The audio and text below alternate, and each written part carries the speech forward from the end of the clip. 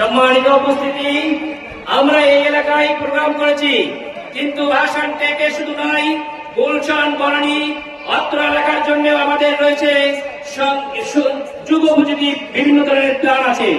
এই এলাকার সিকিউরিটি, এই এলাকার ময়লা নিষ্কাশন, এই এলাকার যে গুলশান বনানী যে লেক আছে, সেই লেককে আমরা সম্পূর্ণ আধুনিকায়ন করবো ইনশাল্লাহ।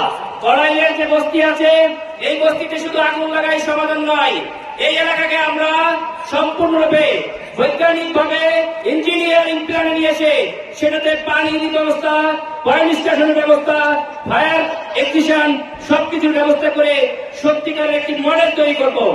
বাংলাদেশের জামায়াত ইসলামী পরিবর্তনের সূচনা করবে দেশে, আর সেই পরিবর্তনের মডেল হবে ঢাকা 17 আসন ইনশাআল্লাহ।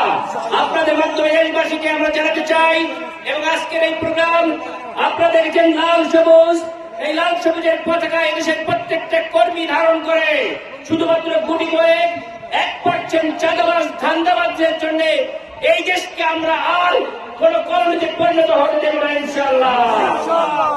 এখানে যত ভাষান্টেকবাসী সহ গুলশান বনানী এবং সাংবাদিক মাধ্যমকে অগ্রণী ভূমিকা পালন করে আগামীতে দেশকে এগিয়ে নিয়ে যেতে হবে ইনশাআল্লাহ।